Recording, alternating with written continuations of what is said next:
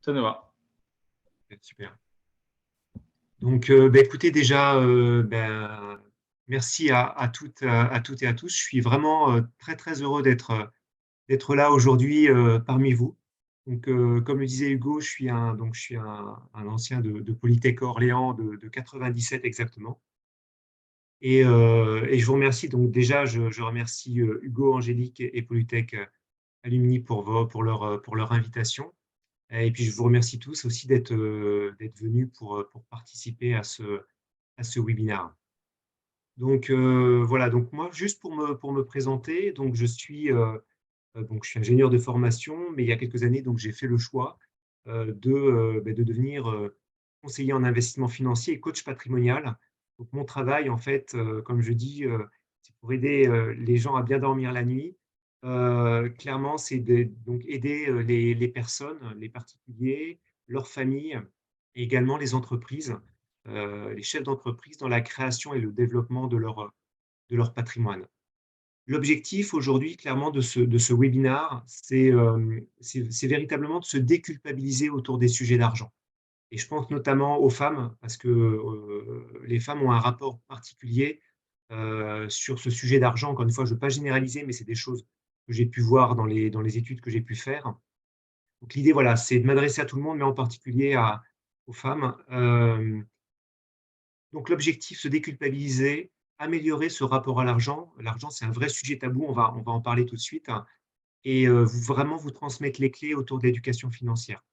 L'objectif dans tout ça, à travers de ces différentes étapes, c'est vraiment de vous permettre de passer à l'action, si ce n'est pas déjà fait, si c'est fait très bien, il y a peut-être d'autres choses à faire, mais en tout cas de passer à l'action. Pour ce webinaire, vraiment mon objectif, c'est qu'on passe un bon moment ensemble. Et d'ailleurs, on va faire quelques petits exercices, parce que je ne vais pas être le seul à parler, vous allez aussi un petit peu travailler. Voilà, donc l'idée, voilà, c'est que ce soit vraiment interactif. Je vais vous demander peut-être juste, alors effectivement, donc déjà, voilà, donc me présenter. Là, je vous donne le lien vers mon site internet ou sur mon lien LinkedIn si ça vous intéresse. Voilà, l'idée, encore une fois, voilà, c'est qu'on puisse échanger. Donc, je vais faire cette présentation, ce webinaire. N'hésitez pas à poser des questions dans le chat. L'idée, c'est que, voilà, c'est que vous puissiez, c'est qu'on coupe déjà peut-être les micros dans un premier temps et on gardera le temps restant, 15 minutes, pour une question, pour des questions-réponses, si ça vous va comme ça. C'est OK pour vous? Peut-être juste une chose pendant que j'y pense, je vais vous transmettre le questionnaire. Euh, oui, bon, je le ferai à la fin, c'est pas grave. Ou peut-être Angélique l'enverra du coup. Et pour avoir un feedback après la réunion. OK, donc première question, à votre avis, est-ce que vous savez quel est le sujet le plus délicat à aborder en France? Et pour ça, je vais vous demander de répondre dans le chat. L'idée, c'est que ce soit un petit peu interactif aussi. Donc, on va couper les micros, mais si vous pouvez me donner votre réponse, ce serait déjà intéressant. Donc, quel est le sujet le plus tabou en France, d'après vous? Allez-y, soyez pas timide. La réforme des retraites, ouais. L'argent, non. Salaire, non. OK. Alors le sujet le plus tabou en France, c'est moi, merci, j'y arrive. Voilà. Le sujet le plus tabou en France, c'est le sexe, c'est la sexualité et je vous rassure, c'est pas le sujet dont on va parler aujourd'hui. Et est-ce que vous savez ce qui vient après le sujet de la sexualité? Allez-y, je vous laisse répondre.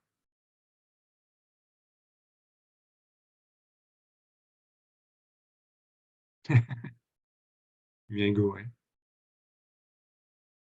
Eh bien, effectivement, ce Héracole, je connais pas ton prénom. Non, c'est l'argent.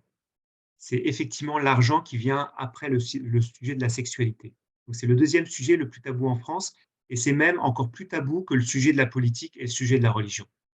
Donc ça vous montre à quel point c'est un sujet quand même qui est très important et qui est effectivement délicat à aborder. Donc à présent, j'ai quelques questions pour vous. Est-ce que vous faites partie des 49 de Français qui pensent que l'argent est synonyme de stress?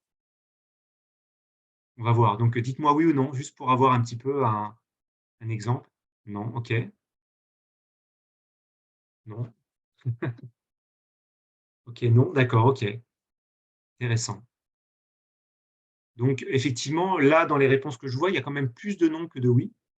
Mais il faut savoir qu'en général, c'est plutôt, que l'argent est quand même synonyme de stress et même encore plus maintenant qu'il y a quelques mois avec notamment les sujets d'inflation et l'incertitude économique qu'on peut rencontrer. Donc ça fait quand même c'est quand même un sujet important. D'ailleurs, il faut même savoir que moins de la moitié des Français, je crois que c'est 44 exactement, qui ne connaissent même pas le salaire de leurs amis proches.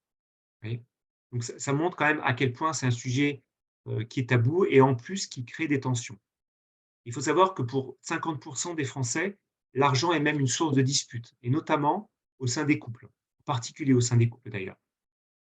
Et pour continuer un petit peu ces chiffres, il faut savoir qu'un tiers des Françaises et des Français se disent véritablement angoissés. C'est pas seulement un stress, c'est véritablement une angoisse autour des sujets d'argent et en particulier les femmes et les jeunes actifs. C'est pour ça que je parlais des femmes, mais aussi les jeunes actifs. Moi, j'ai 2 filles qui sont ados maintenant et véritablement, on sent que c'est des sujets qui les angoissent.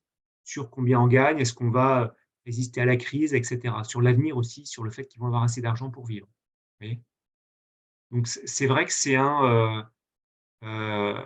vrai que c'est un vrai sujet tabou et enfin, il faut savoir aussi que pour, quasiment plus des 2 tiers, on va dire 78 des Français, il est même mal perçu d'être riche. Pourquoi c'est mal perçu? Parce que, d'une part, on a reçu des croyances limitantes, de nos parents, de nos amis ou des proches, mais également pour des questions de culture, pour des questions historiques. Vous voyez? Et d'ailleurs, est-ce que vous savez pourquoi, l'argent est un problème historique depuis déjà plusieurs centaines d'années? D'ailleurs, je vous pose la question, n'hésitez pas à répondre. Pourquoi est-ce que c'est un sujet, en France, c'est véritablement un sujet depuis déjà longtemps? Ouais, religion catholique, exact. Il y a pas que ça, il y en a 2 autres en particulier, mais allez-y, ouais, c'est bien déjà.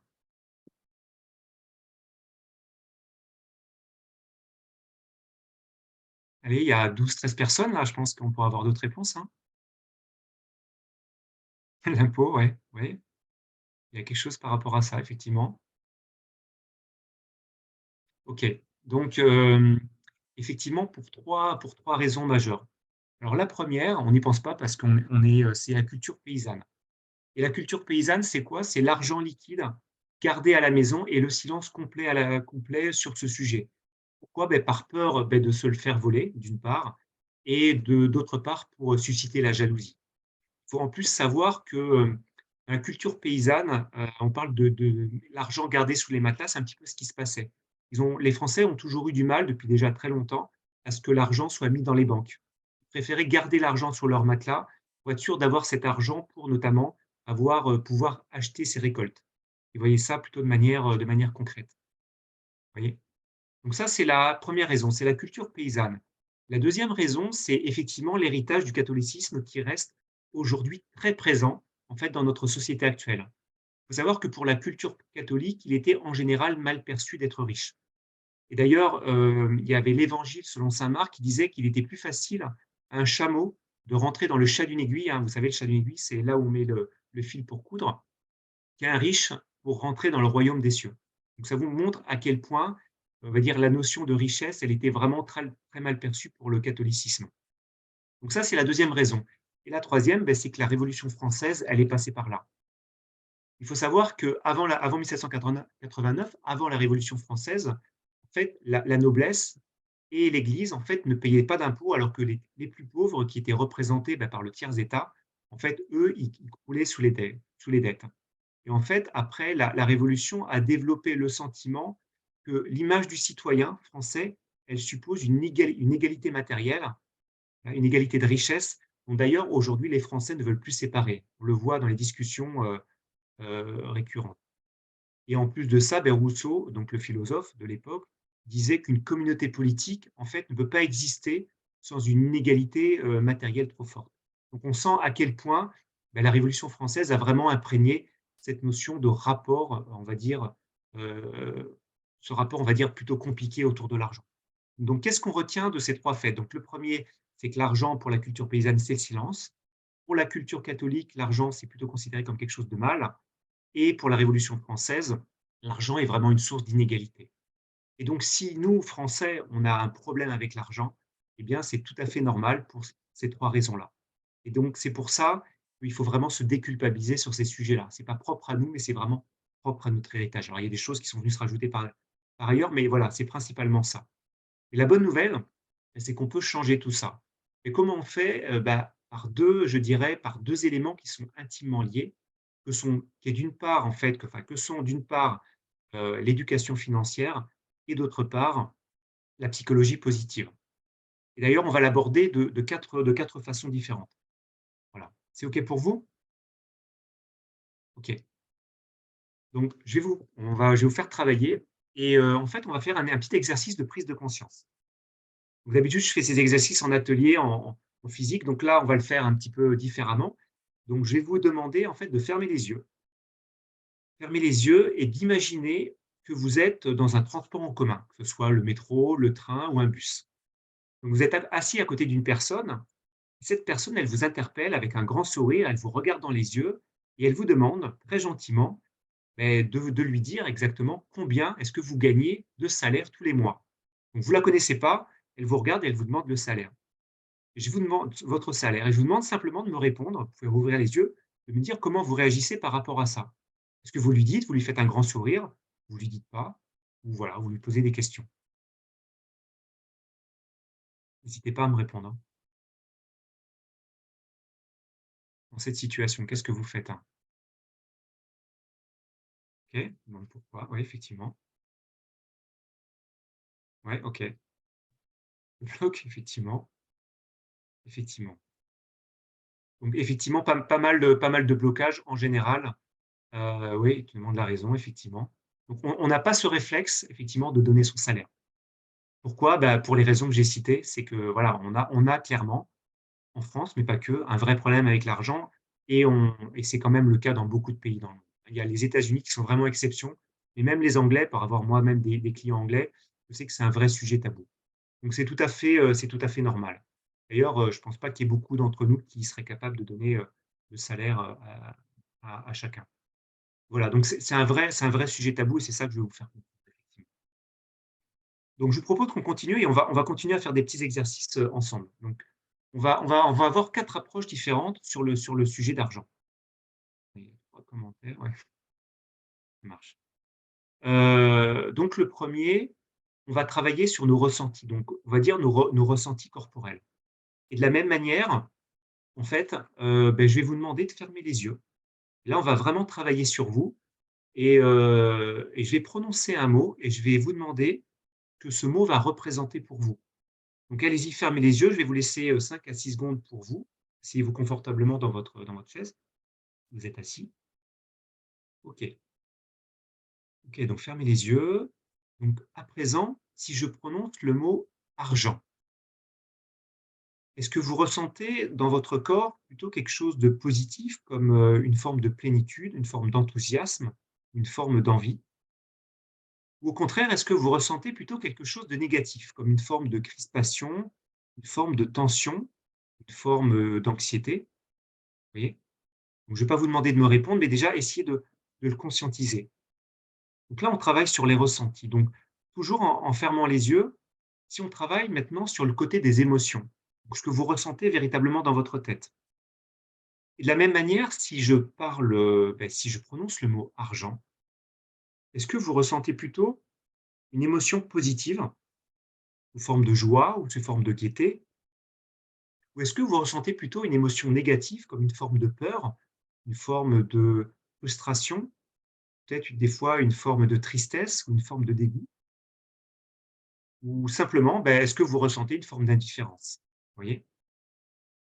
Parce que déjà, ce que vous ressentez dans votre corps et ce que vous ressentez dans votre tête sous forme d'émotion, ça vous dit déjà beaucoup de choses sur votre rapport à l'argent. Vous voyez? C'est déjà important. Donc je vous invite à rouvrir les yeux et de la même manière que les ressentis et les émotions, on va aussi travailler, alors là, on ne va pas plus faire d'exercice, mais on va travailler sur les croyances. Si par exemple, vous venez d'une famille, je dirais, où le rapport est plutôt facile, on peut venir d'une famille aisée, mais pas que. On va développer un rapport à l'argent qui va plutôt être, quelque chose de positif, plutôt quelque chose de sain, vous voyez? Et si au contraire, on vient d'une famille comme moi où le rapport à l'argent était plutôt, je dirais difficile, où c'était, plutôt un sujet tabou, et plutôt une f créer des plutôt une source d'insécurité, eh bien et quand on parlait à la maison, bah, notamment, bah, on sentait, des formes de tension et des formes de colère. Alors, pour éviter les tensions et les conflits et les colères, bah, du coup, on évite, de parler d'argent dans sa famille, mais également tout autour de soi. Et par crainte justement, bah, de ne pas se sentir en décalage avec une famille qui a un rapport à l'argent difficile, eh bien, bah, tout au long de votre vie, dans le rapport avec les autres, on va finalement éviter de parler d'argent. Vous voyez? C'est d'ailleurs ce qu'on appelle dans le neurosciences, dans la psychologie, les loyautés familiales qui d'ailleurs peuvent être, conscientes ou inconscientes. Et qu'est-ce qui se passe? Eh bien, en fait, ce vécu, il s'intègre dans nos mémoires et dans notre inconscient. On l'absorbe en grandissant et on continue, en fait, comme nos parents, finalement, à avoir des relations compliquées avec l'argent. Et on continue, vis-à-vis de nos enfants jusqu'à à le transmettre à nos enfants et à nos petits-enfants et en fait, il y a une forme de cercle vicieux qui continue ainsi. Vous voyez? De la même manière. Et à ce sujet, d'ailleurs, je lisais un article il y a plusieurs semaines où, il y avait une histoire, par rapport notamment, heu, à ses croyances, où il y avait un arrière-grand-père qui avait à un moment précis de sa vie, perdu une très, très grande somme d'argent dans son entreprise. Ça avait été un vrai traumatisme pour l'ensemble de la famille et on s'était rendu compte que que les enfants, les petits-enfants et même les arrière-petits-enfants avaient un moment bien précis de leur vie, perdu pareil des sommes importantes d'argent, que ce soit dans une entreprise, que ce soit sur un investissement financier ou que ce soit notamment, suite à une victoire, au loto notamment. Vous voyez? Donc c'est important de bien être conscient de ses croyances, vous voyez? Donc dernier point, aujourd'hui, si on regarde par rapport à nos représentations. C'est-à-dire aujourd'hui par rapport à c'est-à-dire quelle est notre représentation de l'argent aujourd'hui? Quel est notre vécu dominant? Vous voyez? Est-ce que ça représente plutôt un problème? Est-ce que ça représente plutôt un luxe? Est-ce que ça représente plutôt une forme de sécurité ou d'insécurité? C'est important, on a vu les émotions, mais aujourd'hui, quelle est notre représentation autour de l'argent? Vous voyez, moi, dans mon cas personnel, quand j'étais petit, l'argent était plutôt une forme d'insécurité et voire même de moquerie parce que mes parents n'avaient pas beaucoup d'argent, donc je portais plutôt des chaussures, on va dire made in Carrefour, si je peux parler comme ça, alors que la plupart de mes petits copains, ils avaient plutôt des chaussures Nike et Adidas, vous voyez? Donc voilà un petit peu ce qu'on peut développer quand on est enfant. Aujourd'hui, mon rapport à l'argent, il est plutôt une forme de sécurité par rapport, voilà, à ce que j'ai pu mettre en place, ce que j'ai pu développer. Les choses peuvent changer, mais voilà, on peut avoir un rapport à l'argent au départ qui est pas forcément très positif. C'est pour ça, c'est important aujourd'hui de bien, vous positionner par rapport à vos ressentis, vos émotions, vos croyances et vos représentations. Donc là, on passe vite, mais vous pouvez aussi vous poser la question sur les 2 derniers points, parce que ça vous dit déjà beaucoup de choses sur votre rapport à l'argent, vous voyez? Et maintenant, la question, c'est comment voilà et comment, justement, quelles sont ces solutions, pour résoudre son problème à l'argent? Pour transformer, en fait, notre rapport à l'argent? Et la réponse, justement, ça va être de travailler ce rapport à l'argent et on va le faire de 4 manières différentes. La première façon, en fait, ça va être de se déculpabiliser et d'accepter tout simplement, que l'on n'est pas responsable, de ces croyances qui nous ont été transmises par des amis, par une famille ou par notre famille ou par des proches. Vous voyez? Et d'autre part, ce qu'il faut savoir, c'est que si la culpabilité, elle vient se rajouter, à ces notions de croyances limitantes, c'est pour ça que c'est important d'accepter, ces croyances. Ça vient en fait rajouter une forme de stress et ça va créer, une forme de cercle vicieux, d'où l'intérêt d'en sortir. Et il faut savoir notamment que d'un point de vue énergétique, l'énergie de la culpabilité, il y a ce qu'on appelle la spirale énergétique, elle est, je lève la tête parce que j'ai la spirale énergie positive, énergie négative. L'énergie positive la plus forte, c'est l'amour. L'énergie négative la plus basse, c'est la peur et juste avant la peur, en fait, il y a l'énergie de la culpabilité. Donc elle fait vraiment l'énergie de la culpabilité fait vraiment partie des énergies négatives les plus basses. Elle est même encore plus basse et encore plus forte que l'énergie, de la colère et l'énergie de la haine. Donc vous imaginez à quel point l'impact que ça peut avoir, notamment sur notre santé et sur notre bien-être. voyez? Donc ça, c'est le premier point en termes de solution, donc se déculpabiliser. La deuxième solution, ça va être de nettoyer ses mémoires. Car aujourd'hui, il est vraiment important de casser ces mémoires pour assainir notre rapport à l'argent et accueillir l'argent dans notre vie. Vous voyez? Ça peut être facile à dire comme ça, mais c'est vraiment une prise de conscience qu'on peut faire. Et notamment, je regardais une émission, alors là, il y a plusieurs mois à la télé, où notamment, j'avais vu qu'il y avait une famille qui avait, plutôt eu un comportement cigale, c'est-à-dire qu'ils dépensaient beaucoup d'argent, qu'ils faisaient beaucoup de dépenses superflues au détriment on va dire, de temps de qualité avec sa famille, avec leur famille, notamment pour partir en vacances et notamment, ils n'avaient plus d'argent à cause de ça, pour partir en vacances et l'un des enfants, en fait, avait développé un comportement complètement inverse. C'est-à-dire que quand il était devenu plus grand, il avait plutôt un comportement écureuil et il mettait beaucoup d'argent de côté pour être sûr finalement, de pouvoir partir en vacances, pour voilà «rattraper» entre guillemets ce qu'il n'avait pas eu quand il était petit. Vous voyez? Voilà, donc c'est nettoyer ses mémoires et comment on fait? On sait que grâce notamment aux recherches sur la neuroplasticité du cerveau et notamment grâce aux recherches sur les neurosciences, on sait que notamment on peut changer, le disque dur un petit peu de nos mémoires et de nos croyances en reprenant en fait le pouvoir sur notre cerveau. Car on a beaucoup plus de pouvoir et beaucoup plus de talent que l'on pense et c'est ainsi qu'on peut façonner notre cerveau, pour avoir un rapport, positif en fait avec l'argent. Vous voyez? Donc cette notion de nettoyer les mémoires, elle est véritablement importante. Donc ça, c'est le deuxième point. Le troisième, c'est de changer son mindset, changer son état d'esprit et on va le faire en fait il y a deux façons de le faire.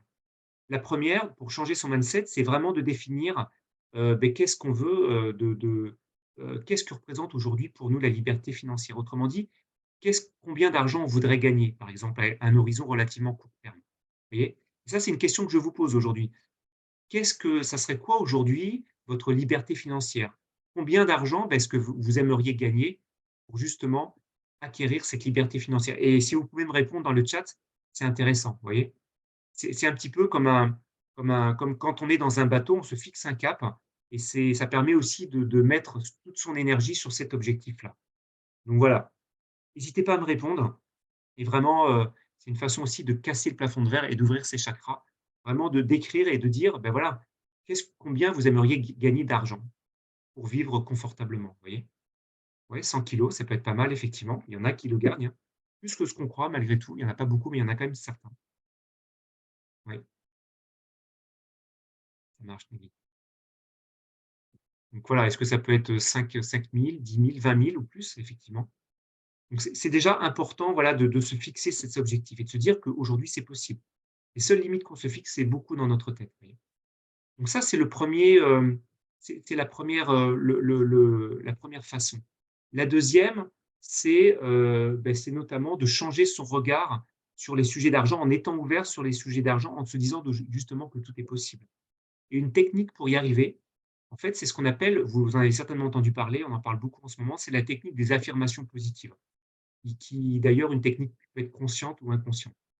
Alors qu'est-ce que c'est en fait la technique des affirmations positives? En fait, c'est une technique d'autosuggestion, en fait, qui trouve son origine il y a déjà plus de 2 500 ans, au sein de la culture hindoue et de la culture bouddhiste. Qui dit quoi? Qui dit que nous sommes ce que nous pensons. Et d'ailleurs, les études, récentes sur la neuroplasticité du cerveau, encore une fois, en fait, elles disent que, ils ont prouvé que la répétition récurrente de phrases creuse, en fait, dans notre cerveau ce qu'on appelle des sillons neuronaux et imprègne notre subconscient de messages jusqu'à ce qu'ils deviennent notre réalité. Et lorsqu'on n'a pas l'habitude, notamment, d'avoir un rapport positif avec l'argent, on a souvent l'habitude de se répéter des phrases comme: «L'argent, c'est pas pour moi», «L'argent, c'est pour les autres», «Je serai jamais riche», vous voyez? Ce type de phrases. Et on imagine qu'avec un état d'esprit, d'ailleurs, on peut se dire de manière consciente et inconsciente, ça va être effectivement difficile déjà, ça va surtout enfin, d'attirer l'argent, ça va plutôt nous permettre plutôt de nous éloigner de l'argent. Donc là, on est beaucoup sur le système inconscient, mais aussi on voit aujourd'hui que ce côté inconscient, il a un vrai impact sur nos vies. Et l'objectif, en fait, de ces affirmations positives, c'est justement de nettoyer un peu ces phrases négatives et pour changer notre système interne et un petit peu d'amener plutôt de nettoyer ces mémoires et de les remplacer par ces on va dire, ces messages plutôt positifs conscients. C'est une méthode qui peut paraître ridicule en tant que telle, mais la science aujourd'hui nous a clairement montré, on le voit de plus en plus, que ça fonctionnait et on sait notamment, mais qu'il faut à peu près 5 phrases positives. Il faut se répéter 5 phrases positives pour entre guillemets «effacer» une phrase négative. Et c'est d'ailleurs comme ça que fonctionne la méthode Coué et l'effet placebo qui d'ailleurs, ces 2 méthodes ont montré vraiment leur efficacité depuis déjà des dizaines d'années. C'est ça qu'on appelle entre guillemets «la force de l'esprit», vous voyez? Et des messages d'affirmation positive autour des sujets d'argent, c'est par exemple des choses comme: «J'ai de la gratitude pour tout l'argent que je reçois», «L'argent est bon», «Je suis un aimant argent», «L'argent est une énergie», ou des choses comme, «Je fais le bien autour de moi avec l'argent que je reçois». Vous voyez? Ça peut faire drôle de le dire, d'ailleurs la première fois que je l'ai dit, ça m'a un petit peu presque choqué. Mais voyez, ça montre aussi qu'on a un certain rapport compliqué avec l'argent et que c'est aussi un des moyens pour y arriver, vous voyez? Voilà, donc ça, c'est la 3e solution. La 4e, c'est simple, mais c'est pas simple à la fois, c'est de passer à l'action par rapport à ces sujets d'argent. Et pour, d'ailleurs illustrer, je peux aussi vous partager une expérience personnelle qui m'est arrivée, il y a quelques années. À l'époque, je travaillais à Paris et j'avais repris en fait les cours du soir et je m'étais notamment, je m'étais lié d'amitié avec un étudiant comme moi et à l'époque vraiment je m'intéressais mais absolument pas à l'argent. Voilà et en fait donc, un soir, j'ai pas vu cet étudiant, il était pas là et quelques minutes après, en fait, le directeur de l'école est arrivé pour nous annoncer malheureusement que cet étudiant, en fait, il était décédé la veille en faisant son jogging. Et le plus triste en plus, c'est qu'il avait laissé un petit garçon de 5 ans et sa maman. Et malgré en fait, je dirais dans ce malheur, cette personne qui était décédée, elle avait mis en place des solutions financières pour que, ni sa femme, ni son petit garçon en fait, ne soient dans le besoin pour le reste de leur vie. Vous voyez? Et à ce moment-là, je me souviens très bien de ce moment, j'ai vraiment senti une vraie peur qui m'a envahi, parce que je me suis dit: «Mais moi, qu'est-ce que j'ai fait par rapport à ça si demain, il m'arrivait la même chose?» En fait, j'avais quasiment rien fait, enfin, j'avais rien même rien fait et à l'époque, j'avais une petite fille de 2 ans et demi et ma femme en plus était enceinte de ma deuxième fille et véritablement, c'est à partir de ce moment-là que j'ai pris, les bonnes décisions d'investissement car, voilà, sans être un oiseau de mauvais augure, on sait que le malheur, il n'arrive pas qu'aux autres et on l'a vu pendant le covid. Voilà. Donc l'idée véritablement, c'est que vous preniez conscience, de tout ce que l'argent peut vous apporter. Là, je vous ai donné un exemple plutôt dramatique, j'en conviens, mais voilà, l'argent, ça peut aussi vous permettre, de faire des choses positives, de mettre en place un capital pour aider vos enfants à faire ces études. Ça peut être pour faire un voyage, ça peut être pour, créer son entreprise, pour embaucher des gens de sa famille, par exemple, vous voyez? Donc ça c'est vraiment important de passer à l'action, vous voyez? Donc voilà, donc ça c'était les solutions et la question maintenant que je pose, c'est quelles sont justement, ces actions qui vont nous permettre, d'améliorer ce rapport à l'argent? Alors, il y a différents, types d'actions. Il y a ce que j'appelle les actions à court terme et les actions de moyen terme. Donc je vous propose déjà qu'on voit les actions à court terme, si c'est OK pour vous. OK? Donc je vais vous proposer 6 types d'actions et je vous invite à être proactif par rapport à ces actions, parce que ça peut vraiment changer les choses, vous voyez? Donc la première, ça va être de faire le bilan de vos dépenses. Ça peut paraître évident, moi j'en suis conscient, mais je peux vous dire que j'en étais conscient pendant quelques années et j'ai mis longtemps avant de le faire. Donc, vous voyez, certaines personnes, elles peuvent vraiment avoir des dépenses superflues d'ailleurs, dont vous pouvez faire partie ou pas. Donc, il s'agit, déjà de réduire ces dépenses superflues. D'identifier, on va dire, les dépenses qui sont utiles et qui vous servent, qui vous créent, voilà, un enrichissement et celles qui sont inutiles et qui créent vraiment une fuite d'argent. Vous voyez? Et l'objectif, c'est de faire prenez par exemple le bilan de vos revenus, de vos comptes des 3 derniers mois ou sinon du dernier mois et de vous poser véritablement sur chacune de ces lignes, de dépenses et de dire: «Est-ce que c'est une dépense superflue que je considère comme superflue ou c'est une dépense que je considère comme étant utile?» Vous voyez? Je prends l'exemple, par exemple, voilà d'une personne, par exemple, j'ai ma fille, hein, qui va souvent au Starbucks café et qui se prend, par exemple, 1 voire 2 cafés par jour, café Starbucks. Donc vous voyez, un café Starbucks, ça fait 4-5 €. Donc vous faites ça, vous faites le bilan, bon heureusement, elle en prend pas tous les jours, mais ça commence à faire une somme d'argent assez importante. Vous voyez, c'est des choses toutes simples. Ça peut être le dernier téléphone mobile, hein. On voit maintenant les Apple, les derniers sont à plus de 1 200 1 500 €. Voilà. Est-ce qu'on peut se poser des questions? Est-ce qu'on peut acheter une version peut-être moins récente, ou une version d'occasion? Ouais, ces petites choses comme ça qui peuvent changer quand même beaucoup de choses dans la gestion de votre argent. La deuxième action, c'est de placer 10, j'ai mis 10, mais ça peut être plus si on peut le faire plus, de vos revenus, non pas sur un compte courant, mais sur un compte d'épargne, sous forme par exemple de virement automatique. Pourquoi? Pour simplement éviter d'aller piocher dedans. Et l'idée, tout simplement pourquoi? Parce que, on traite différemment l'argent qu'on a sur un compte courant que sur un livret A, par exemple, vous voyez?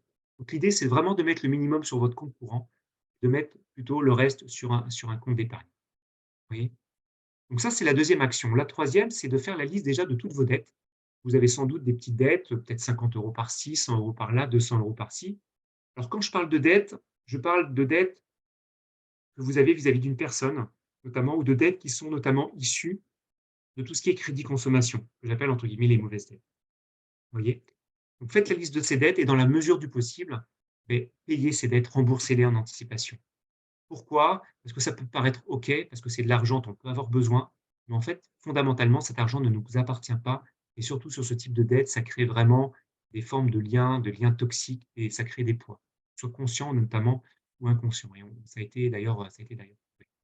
Et donc faites la liste de ces dettes et dans la mesure du possible, payez si vous pouvez bien sûr le faire. Quatrième type d'action, c'est de lire des ouvrages spécialisés autour de tout ce qui est sujet d'argent. Même si vous n'êtes pas forcément familier sur ces sujets-là, moi j'en ai qui sont très intéressants, très agréables. D'ailleurs, moi-même, je suis en train de finir d'en écrire un là qui sera, édité, très, très prochainement.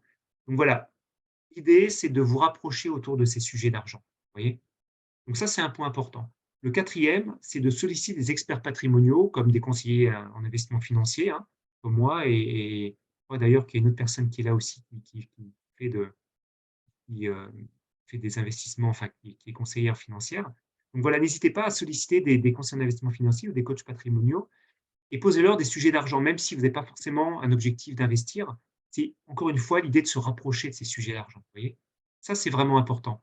Et le dernier point, c'est dans la mesure du possible, quand vous connaissez des personnes qui ont de l'argent, qui ont bien réussi, qui ont une entreprise qui marche bien, et posez-leur simplement des sujets pour qu'est-ce qui a fait que ça marche bien? Qu'est-ce qui a fait qu'ils ont réussi? Vous voyez? C'est une façon aussi de casser ces tabous et de vous rapprocher autour des sujets d'argent, de se rapprocher autour de l'énergie de l'argent. Vous voyez? C'est vraiment des sujets qui sont importants. Voilà. Donc véritablement, je vous invite à prendre l'engagement, dès aujourd'hui ou dès demain et de mettre en application au moins l'une de ces 6 clés, dans un premier temps et je vous garantis que votre rapport à l'argent, il va commencer à évoluer, vous voyez? Et voyez, c'est important, quand on dans notre vie de tous les jours, mais moi qui suis chef d'entreprise ou des personnes qui travaillent avec des clients et des fournisseurs, heu en fait, c'est important parce que, c'est des sujets les sujets d'argent notamment, quand on est chef d'entreprise, quand on doit négocier ses tarifs et je pense notamment aux femmes parce que j'en connais pas mal qui sont chefs d'entreprise et qui ont beaucoup de difficultés, quel que soit leur métier, d'augmenter leurs tarifs. Les hommes souvent n'ont pas ce problème-là, mais je sais que les femmes ont beaucoup, beaucoup de problèmes pour augmenter leurs tarifs. Donc leur tarif horaire, voilà. Donc c'est vraiment un sujet important de se rapprocher et de casser un peu ces sujets et de mettre en place surtout ces actions autour de l'argent. OK? C'est OK pour vous ça? Donc on a vu les actions de court terme. Maintenant, je vous propose de regarder les actions de moyen terme. Donc on a vu ces 6, on va dire ces 6 actions de court terme. On va maintenant rentrer un petit peu plus dans le vif du sujet pour vous permettre d'acquérir des clés essentielles autour de l'éducation financière. L'idée, c'est pas de rentrer dans les détails, mais plutôt qu'il y ait des prises de conscience, vous voyez? Donc je vais vous présenter exactement 5 clés. Là, je vais vous faire travailler encore une fois. La première clé, ça va être de se fixer des objectifs. Vous avez vu, tout à l'heure, on a parlé d'objectifs salariaux. Combien vous voudriez gagner à court terme? Et de la même manière qu'on se fixe des objectifs personnels ou professionnels, eh bien, je vous invite à vous fixer des objectifs patrimoniaux, vous voyez? Et pour ça, je vais vous demander de répondre à 3 questions. Donc, je vais vous laisser quelques secondes, vous pouvez les partager si vous le voulez, mais déjà, au moins de les écrire et de répondre à ces 3 questions. La première, c'est qu'est-ce qui peut aujourd'hui vous empêcher de dormir ou de vous angoisser? Quand vous pensez à l'argent, quand vous pensez à patrimoine? voyez?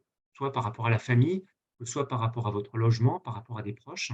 Voilà. Qu'est-ce qui aujourd'hui, bon, peut-être le terme angoissé ou empêcher de dormir, c'est fort, quoique chez certaines personnes, c'est le cas, mais voilà, qu'est-ce qui aujourd'hui vous gêne autour de ces sujets d'argent? Donc ça, c'est la première question. La deuxième, c'est imaginez que vous êtes à la retraite et que vous êtes content, voilà, vous vous êtes dit: «Je suis content de ce que j'ai fait par rapport à mon patrimoine». Donc qu'est-ce qui vous fera dire que vous avez pris les bonnes décisions d'investissement? C'est quoi aujourd'hui les bonnes décisions d'investissement que vous auriez prises si vous étiez à la retraite? Ça peut être par rapport à vos enfants, ça peut être par rapport à votre résidence principale ou d'autres choses, vous voyez? Ça, c'est un point important. Qu'est-ce qui vous fera dire au moment de la retraite que vous avez pris les bonnes décisions?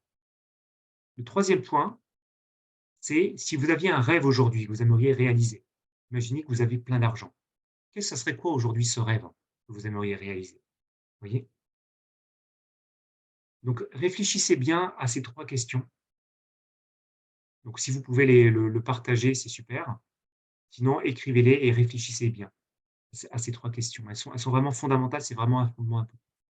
Et dès que vous avez répondu à ces 3 questions, beh, simplement fixez-vous 3 objectifs patrimoniaux.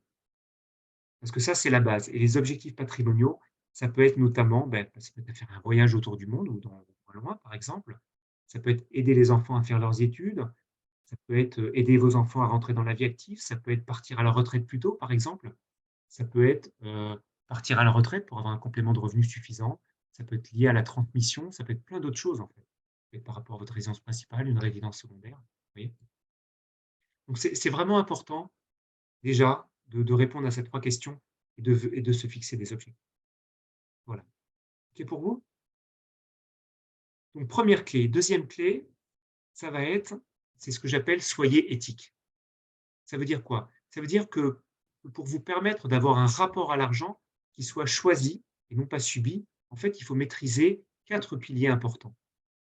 Alors le premier pilier, c'est le E de épargne.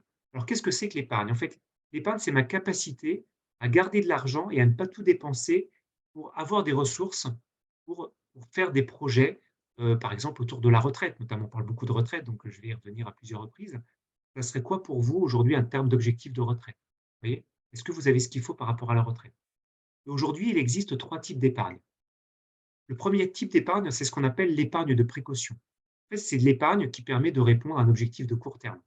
Ça peut être changer de voiture, ça peut être, acheter de l'électroménager, par exemple, ça peut être, faire des réparations. Voilà. En général, l'épargne de précaution, à peu près ça correspond à peu près à 1 à 3 mois de salaire qu'on met sur un livret A ou un livret développement durable.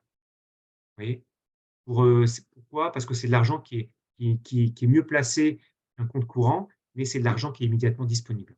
Voilà. Et la question que je vous pose, c'est est-ce que vous avez de l'épargne de précaution? Combien vous avez? Et pourquoi est-ce qu'il est utilisé? Vous voyez? Donc ça, c'est un point important. Deuxième type d'épargne, c'est ce que j'appelle l'épargne de moyen terme.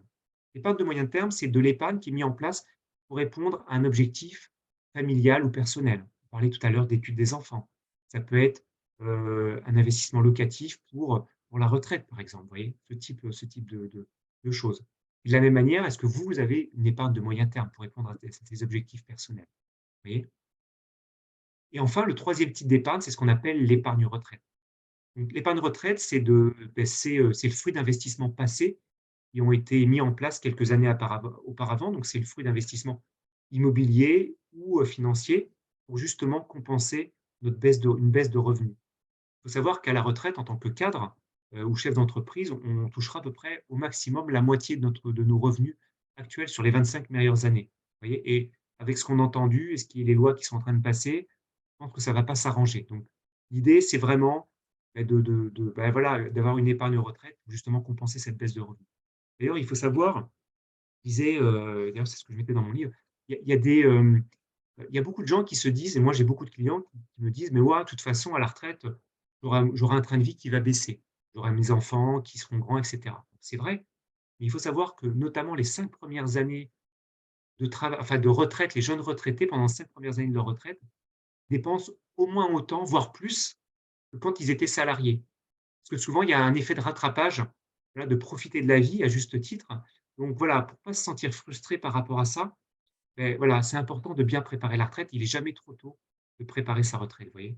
Donc ça, c'est important et aujourd'hui, en fait, il faut bien comprendre que l'épargne, c'est quelque chose d'important pour se sécuriser, pour se protéger, pour protéger ses proches, vous voyez? Donc voilà, ça c'est le premier point, c'est le sujet de l'épargne. Deuxième point, c'est le sujet des impôts. En général, quand on parle de ça, ça donne pas, notamment, ça donne pas le sourire et j'aime bien comparer en fait les impôts à un seau. Vous voyez le seau en bas à gauche, c'est ça. Le seau, il est troué. Beh, les trous un petit peu, c'est la fiscalité. C'est-à-dire que plus on va remplir l'eau, on va remplir le seau et plus la quantité d'eau, elle va tomber. Ça marche exactement, de la même manière pour la fiscalité. C'est-à-dire que plus on va gagner de l'argent, plus on va avoir des revenus élevés et plus, beh, finalement, on va avoir une fiscalité qui est élevée. Vous voyez?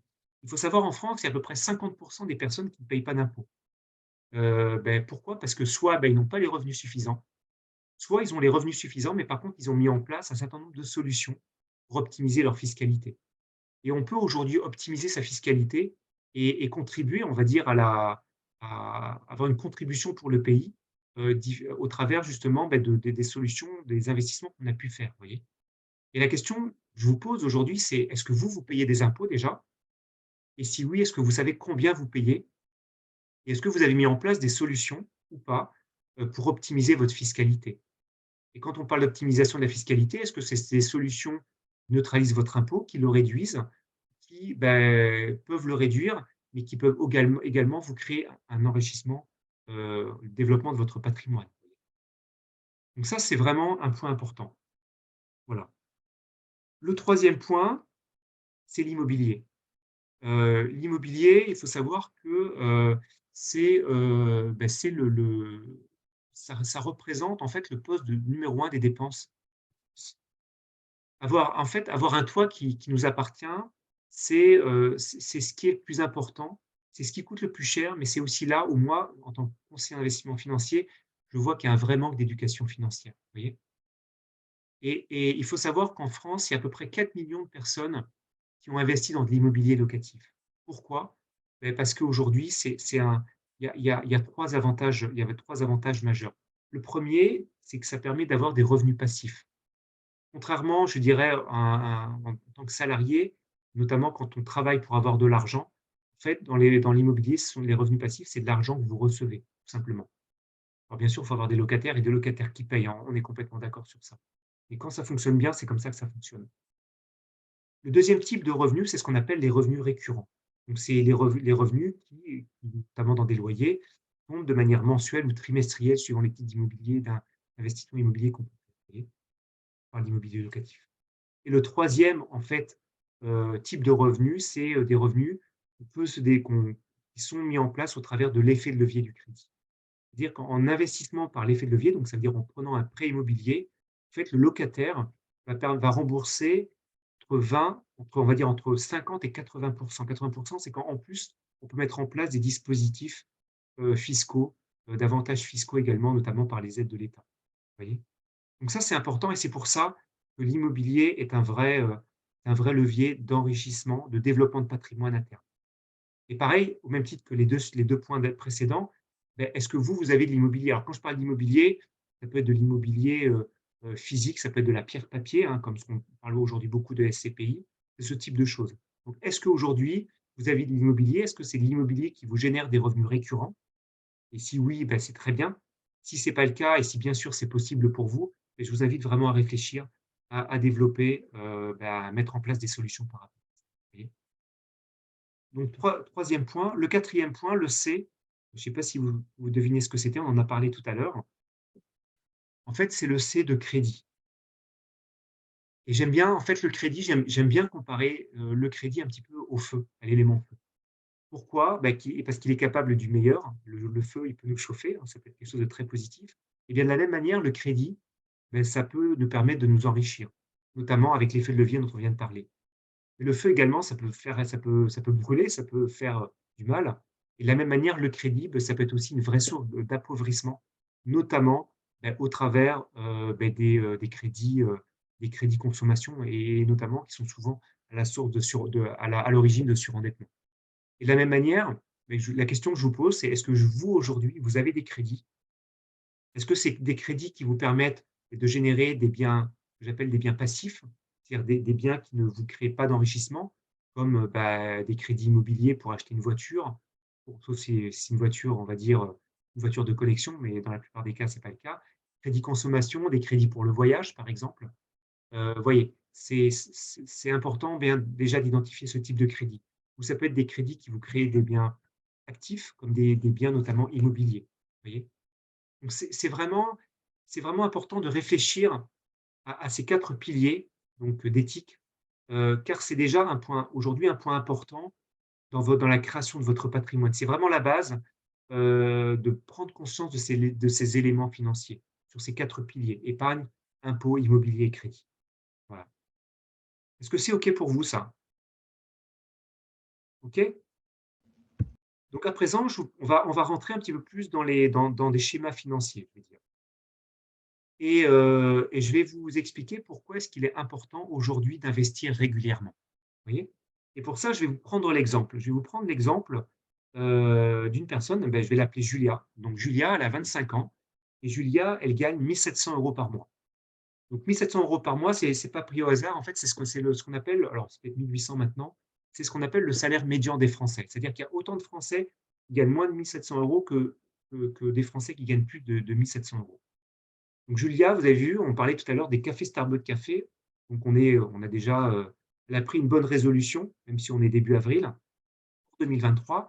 Et Julia, elle a décidé d'arrêter de boire ses cafés Starbucks. Et elle a pris une bonne résolution pour cette nouvelle année, ça va être d'acheter une machine à café ou de demander à sa boîte d'en acheter une pour elle. Et elle va utiliser des petites capsules, alors, peut-être pas en aluminium, on va dire bio, plutôt plastique, recyclable.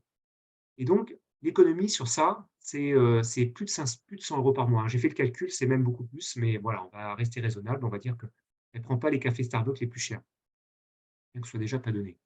Et voilà, donc ça fait à peu près 100 € par mois. Et la question qui se pose, c'est: qu'est-ce que Julia, elle va faire de ces 100 € par mois? Donc elle a plusieurs possibilités. Première possibilité, elle m'a pas écouté, elle met son argent sur un compte courant, donc qui rapporte 0.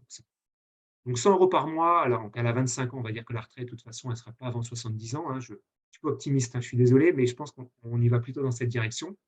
Donc pendant 100 € par mois, pendant 45 ans, ça fait enfin exactement 54 000 €. Première possibilité. Deuxième possibilité, Julia, on va dire qu'elle écoute les conseils qui ne sont pas forcément les plus judicieux de son conseiller bancaire. Bon. Les banques, j'aime bien. Bon, déjà, j'ai ma femme qui travaille à la banque, donc j'aime bien les banquiers. Mais en plus de ça, les banquiers, voilà, ils nous aident beaucoup en tant que conseillers pour ces notions de prêt. Et voilà, mais en tous les cas, on sait souvent que les gens, ont une mauvaise idée des placements parce que, ils sont souvent mal conseillés par leurs conseillers bancaires. Et là, en l'occurrence, je prenais l'exemple du fonds euro parce que les banques aiment bien conseiller les fonds euros dans les assurances vie. Et aujourd'hui, les fonds euros, ça rapporte quasiment rien. C'est entre 1 et 2, peut-être 1,5 maintenant. Voilà, un placement de 100 € sur 1 au bout de 45 ans, ça fait 68 000 €, donc c'est un peu mieux que 54 000, mais c'est pas beaucoup quand même. Donc deuxième possibilité. Troisième possibilité, Julia, elle a la chance d'avoir un bon conseiller en gestion de patrimoine qui lui propose un placement autour de 5. Donc ça, c'est des choses, voilà, qu'on propose, on va dire, à partir du moment où on a un petit peu de temps devant soi. 100 € par mois sur 5, un rendement net à 5, ça fait à peu près 200 000 €. Donc vous voyez, ça a déjà un impact important. On a déjà quasiment 4 fois plus que si on avait placé son argent, sur un compte courant, vous voyez? Dernier point, imaginez que Julia, et ça je vais vous poser la question, si vous pouvez me répondre dans le chat. Si Julia, elle place son argent sur un placement à 10, vous voyez? Est-ce que vous imaginez les 2 cafés Starbucks, les économies sur 10, vous imaginez ce que ça fait au bout de 45 ans? Au bout de, oui, 45 ans. Est-ce que vous pouvez me donner une réponse? Alors, voilà. Des placements à 10 aujourd'hui, il en existe. Alors bien sûr, il faut avoir du temps devant soi, on en trouve des fois dans l'immobilier. Il faut savoir que si on regarde même les placements financiers, bien, les placements financiers, le CAC 40 depuis 45 ans, depuis 40 ans, il a rapporté à peu près 8 par an net. Quelqu'un qui investit sur ce qu'on appelle les indices boursiers, l'indice CAC 40, il est quasiment à 10. Vous voyez? Donc c'est pas quelque chose qui paraît impossible. Il faut juste avoir du temps devant soi et pas regarder aussi les variations parce qu'effectivement ça peut beaucoup varier. OK, donc je vais regarder vos réponses. Alors 1 000 000 €, OK. 500 000 €, super. Effectivement, la réponse, elle est de bravo Hugo, elle est de 1 million d'euros. 100 € par mois, sur 45 ans, c'est à peu près 1 million d'euros. Et on trouve ça comment? C'est ce qu'on appelle la mécanique des intérêts composés. Ça montre que le développement du patrimoine, il va se faire sur, notamment grâce en allant chercher du rendement et en ayant un petit peu du temps devant soi. Et la notion de temps et de temps et de rendement, elle a un vrai effet exponentiel aujourd'hui dans l'accroissement du patrimoine, vous voyez? Et ce qui est incroyable, c'est que si Julia, elle avait placé 1 700 € par mois, la totalité de son salaire pendant 45 ans sur son compte courant, et au final, elle aurait eu une somme d'argent qui aurait été inférieure à seulement 100 € par mois placés pendant 45 ans, vous voyez? Donc c'est pour ça que c'est important de bien prendre conscience et d'avoir un petit peu du temps devant soi. Alors, OK, là, certainement, vous allez me dire: «Moi, j'ai pas 45 ans devant soi». Même si vous avez que 10 ou 15 ans, ça vous permet déjà, d'accumuler quelques dizaines de milliers d'euros et déjà permettre aussi à vos enfants, déjà de faire des bonnes années d'études et aussi de leur payer une belle voiture, une belle voiture pour commencer, vous voyez? Donc, ce que je veux vous faire comprendre, c'est que c'est important de s'y prendre tôt et même si on s'y prend pas tôt, on a aussi c'est toujours possible, de travailler, son patrimoine. Par contre, les solutions ne sont peut-être pas forcément les mêmes, vous voyez? Voilà. Est-ce que c'est clair pour vous ça? OK, donc à présent, je vais vous présenter la clé numéro 4. Justement, c'est un peu la conséquence de la précédente, c'est pourquoi il est important d'investir plus tôt. Et plus on investit tôt et plus justement, on peut se créer une bonne retraite. Il peut aussi nous protéger nous et protéger également nos proches. Et comme je disais tout à l'heure, il est jamais trop tôt pour préparer sa retraite. Alors ce que je vais faire, c'est que je vais reprendre l'exemple précédent. Donc on vous rappelez, Julia, elle place si on se place sur des placements à 5 donc elle place 100 € par mois. Pendant 45 ans, ça lui fait 200 000 €. Maintenant, on va imaginer que Julia, elle a le temps, elle prend le temps de la vie et elle attend 20 ans pour, commencer à investir pour sa retraite. Elle dit: «Voilà, 20 ans plus tard, elle aura 45 ans» et elle se dit: «Il me reste plus que 25 ans pour ma retraite». Donc combien est-ce que vous imaginez il faudrait qu'elle investisse pour avoir au final, 200 000 € au bout de 45 ans? Est-ce que vous avez est-ce que vous avez à peu près, une idée? Combien est-ce qu'il faudrait qu'elle investisse 20 ans plus tard pour avoir 200 000 €? Vous pouvez me répondre dans le chat. Je vois que le temps passe, je vais essayer d'accélérer effectivement.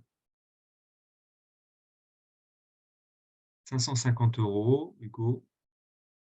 OK, il y a d'autres 1 000 €, ouais, c'est pas mal. Non, c'est un petit peu moins que ça en fait, hein, c'est 340 €. Pardon. 340 €, voilà, c'est 3 fois et demi plus. Maintenant, la question que je vous pose, c'est que si Julia, elle attend encore 20 ans, c'est-à-dire 5 ans avant la retraite, est-ce que vous savez à peu près combien est-ce qu'il faudrait qu'elle place pour arriver justement à 5 à 200 000 €? Allez-y. Là, elle a attendu quasiment 40 ans. 700 €, pas tout à fait. Est-ce qu'il y a d'autres? 2 000 €, OK, OK. Je vais vous donner la réponse. La réponse, c'est 3 000 €. Effectivement, Hugo, tu étais pas très loin. Ça fait quasiment 30 fois plus, vous voyez? Donc simplement, c'est important, voilà et vous avez compris, hein, aujourd'hui, le message, il est de dire: plus on investit tôt et plus on peut se créer une retraite ou un patrimoine avec un effort relativement indolore. Par contre, plus on se rapproche de la retraite et puis effectivement, si on veut avoir un vrai effet compensatoire, je dirais: «Il faut vraiment investir beaucoup plus», vous voyez? Je vais accélérer. 5e et dernière clé, c'est pourquoi est-ce que c'est important d'optimiser sa fiscalité? Et pour ça, je vais vous parler de 2 personnes. La première, on va l'appeler, madame Jassur. Madame Jassur, elle a beaucoup de chance. Madame Jassur, elle habite à Monaco. Il faut savoir qu'à Monaco, en fait, il y a pas de taxation sur l'imposition, sur l'impôt sur le revenu. Notamment, il y a pas d'impôt sur les bénéfices qui sont faits sur nos investissements financiers. On va dire que madame, Jassur, elle a un super investissement qui double tous les ans. Donc elle met 1 €, c'est 1 € devient 2 €, 4 € et cetera. Au bout de 20 ans, bon, je ne vais pas vous poser la question parce que voilà, mais voilà, l'idée, c'est est-ce que vous savez combien est-ce qu'il faudrait qu'elle mette au bout de 20 ans si son placement est doublé tous les ans?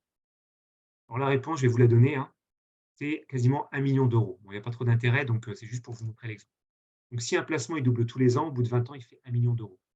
Donc ça, c'est madame J'assure. Maintenant, je vais vous présenter madame Je paye. Madame Je paye, elle a beaucoup de chance, c'est qu'elle habite en France. C'est un très beau pays, mais par contre, c'est le pays qui taxe le plus ses citoyens et notamment aussi, j'en suis concerné, le plus ses entreprises. Et l'État a mis en place, il y a quelques années, ce qu'on appelle la flat tax. C'est une taxe qui taxe les bénéfices à hauteur de 30 des particuliers. On imagine que madame Je paye, qui habite en France, donc elle trouve aussi un super investissement qui double tous les ans. Au lieu d'avoir 2 €, bah, comme il y a une taxation sur la plus-value à hauteur de 30, ça fait plus que 1,70 €. Et pareil, ce placement double et l'État taxe tous les ans 30. Est-ce que vous avez une idée à peu près de ce que ça donne au bout de 40 ans? Au bout de 20 ans, pardon, si ce placement est doublé tous les ans, mais par contre en ayant une taxation de 30 tous les ans? Allez-y, je vous laisse me répondre. OK, la moitié, pas complètement. Il y a d'autres idées? 3/4, non plus. OK, je vais vous donner la réponse. La réponse, c'est 40 000 €. C'est-à-dire 26 fois moins. Là, j'ai pris un exemple extrême, hein, mais ça fonctionne sur des montants plus petits. Le fait d'être taxé tous les ans, 30, ça divise par 26 le montant de vos investissements, vous voyez? Donc encore une fois, hein, l'idée, c'est pas de vous faire peur, c'est plutôt de vous dire que c'est important d'en prendre conscience parce que ça peut complètement changer en fait, votre patrimoine, notamment au moment de la retraite. Même pas au moment de la retraite, puisque là, on parle seulement de 20 ans, vous voyez? Donc et encore une fois, il y a des solutions qui existent, on n'a pas le temps bien sûr d'en parler là, mais voilà, il y a des choses qui peuvent être mises en place, différents niveaux qui peuvent travailler sur la fiscalité, sur la base imposable et cetera. Donc voilà, ça c'est vraiment important de bien prendre conscience de ça. C'est OK pour vous? OK. Donc bah, écoutez, je vais conclure. Ce que j'aimerais simplement vous transmettre, c'est que, on a vu, hein, nous avons tous un rapport à l'argent qui est plutôt, on va dire, difficile, voire hostile. Et sauf si effectivement, on vient d'une famille où le rapport à l'argent était positif, auquel cas on va développer un rapport à l'argent qui va plutôt être positif et sain. Mais comme je disais, si c'est pas le cas et qu'on a un rapport difficile à l'argent, on va, avoir un rapport à l'argent qui va être difficile et on va développer notamment, des émotions, comme je disais, des sentiments, des croyances limitantes, qui vont être plutôt négatives vis-à-vis de l'argent.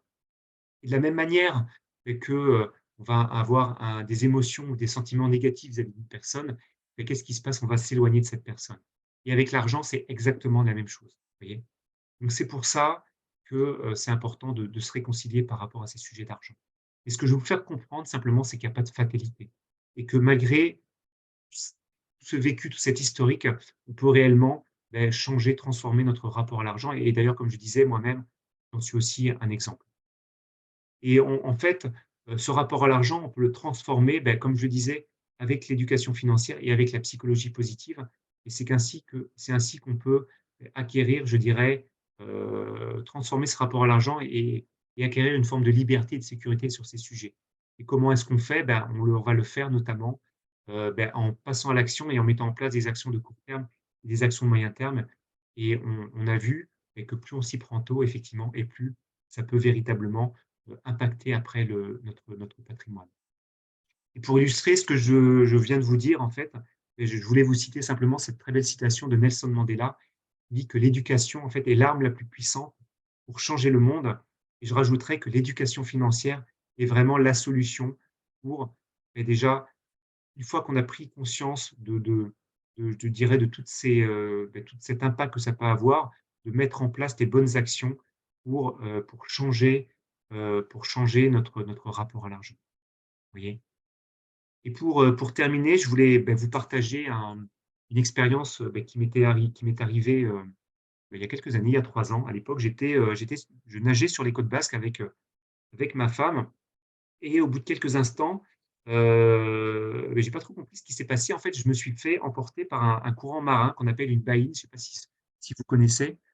Heu et qui malheureusement, crée des morts tous les ans et sur le moment, je me suis pas rendu compte de ce qui se passait. J'ai voulu me rapprocher de mon épouse et plus je me rapprochais, plus je m'éloignais de la côte et au bout d'un moment, je me suis effectivement rendu compte de ce qui se passait et j'ai véritablement commencé à paniquer En plus, je commençais vraiment à perdre mon souffle. Et ben voilà, il s'est trouvé que je pensais vraiment que la fin était proche.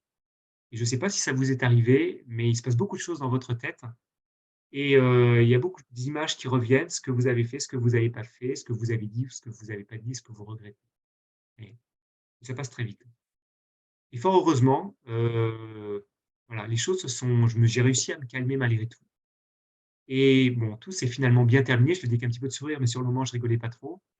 Et je me suis quand même retrouvé, je me suis quand même fait élitreiller à 500 mètres des côtes, hein, avec 200 mètres de fond sous moi. Et je peux vous dire que moi, qui aime pas nager ou j'ai pas pied, je peux vous dire que j'étais pas super fier, surtout que l'hélico a mis 30 minutes pour me récupérer. Et simplement, ce que je veux dire derrière tout ça et ce que je veux vous partager, heu, c'est que je me suis posé la question: «Qu'est-ce qui se serait passé si jamais j'étais pas revenu?» Et l'invitation par rapport à cette expérience que j'ai vécue, l'invitation que je vous fais, c'est, n'attendez pas d'être dans des situations difficiles pour prendre les bonnes décisions et notamment dans ce cas, de prendre des bonnes décisions financières. Et c'est pour ça que je vous invite vraiment de passer à l'action et de mettre en place les clés que je vous ai présentées ou d'autres pour justement, changer votre vie, celle de votre famille, heu, car vous en avez véritablement les moyens si vous, je dirais, vous mettez en place les bonnes actions. Voilà, j'en ai terminé. Vous pouvez, si vous voulez ouvrir vos micros, je vous invite à les ouvrir. Et puis, écoutez, n'hésitez pas, si vous avez des questions, je vous écoute.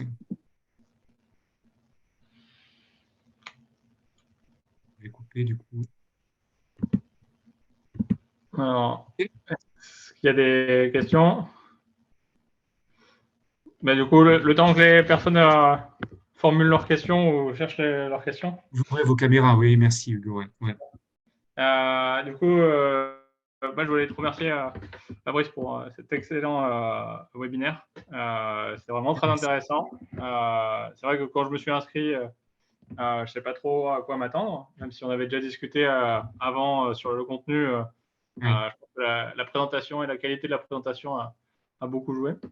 Je reprends ma casquette de président de Polytech Alumni. En fait, je voulais juste vous dire trois petits points si vous avez des questions juste après. Le premier, c'est par rapport à vos revenus. Il y a une enquête qui est poussée par ingénieurs et scientifiques de France tous les ans. Donc, c'est relié par Polytech Alumni et vos associations locales. Et c'est un questionnaire sur un peu qui suivent votre évolution professionnelle. Et une fois que vous avez rempli ce questionnaire-là, il y a environ 80 autres 1000 ingénieurs et ingénieuses, ingénieurs et ingénieurs qui répondent. Et donc, il y a accès, vous avez le droit ensuite à un outil de simulation de salaire. Ça vous permet de vous positionner par rapport aux personnes qui font à peu près le même métier que vous, et avec la même expérience. Donc, ça donne toujours un bon indicatif si vous êtes au bon niveau de rémunération pour votre fonction. Le deuxième, c'est si vous avez un autre sujet que vous souhaitez partager sous forme de webinaire aux diplômés. N'hésitez pas à nous contacter à contact@polytech-alumni.fr. On pourra échanger et voir comment on Dans peut. le chat, Hugo, si tu veux, ouais. Ouais, Ça, chacun aura le message. ouais. Et le dernier message, c'est que en plus d'être accompagné par un conseiller en patrimoine, ça c'est la première recommandation que j'ai appris aujourd'hui par Fabrice. La deuxième, c'est que si vous avez des projets, du coup, on a un partenariat avec Polytech Alumni avec un courtier en patrimoine qui est aussi diplômé de Polytech. Et donc, du coup, n'hésitez pas à nous contacter aussi si une fois que vous avez rencontré votre conseiller en patrimoine et qui vous conseille de faire des investissements dans l'immobilier. Super. Voilà, écoutez, je ne sais pas si vous avez des questions. Je vous ai envoyé le questionnaire du webinar. Si vous pouvez prendre 2 minutes pour y répondre, ça peut aussi m'aider à améliorer effectivement déjà mes webinars ou mes présentations. Voilà. Et Fabrice, peut-être si tu peux mettre ton email dans le chat. Oui, oui, tout à fait, ouais, ouais, ouais. Je le donne tout de suite. Donc, si vous avez des questions adressées directement à Fabrice, n'hésitez pas à lui envoyer un mail directement. Si vous avez des questions sur Polytech Alumni, l'enquête IESF, donc Ingénieurs et Scientifiques de France, le courtier qui est en relation avec Polytech Alumni qui propose des réductions ou des sujets à nous proposer pour le prochain webinaire, n'hésitez pas à nous envoyer un petit message. Je ne sais pas si vous m'entendez, c'est Nelly. J'aurais une petite Oui, question. Donc, moi, je suis ingénieur Polytech, Lille. J'ai eu connaissance en fait de la conférence de Fabrice totalement par hasard, du coup, et je voulais savoir comment on pouvait être informé de tout ce qui peut. Parce que Polytech Alumni, je ne sais même pas ce que c'est. Eh ben, on a le plus simple, c'est les réseaux sociaux, donc LinkedIn, Polytech, Alumni. Oui, ok. Voilà. C'est le plus simple, c'est l'endroit où il y aura toutes les nouvelles, etc. Et ensuite, il y a My Polytech Network. Donc, c'est le site internet des diplômés du réseau Polytech. Donc, voilà. Si vous voulez avoir des informations au niveau du réseau. Alors ça, je suis censée déjà recevoir des choses normalement, mais c'est vrai que peut-être que je reçois plus rien. Il faut regarder si parce qu'en janvier de cette année, janvier de l'année dernière, on a changé de prestataire. Donc, revérifiez bien que votre compte est toujours bien à jour. Ok, ça marche. Et ça, je peux le vérifier comment? En se reconnectant. Voilà. Si vous avez toujours accès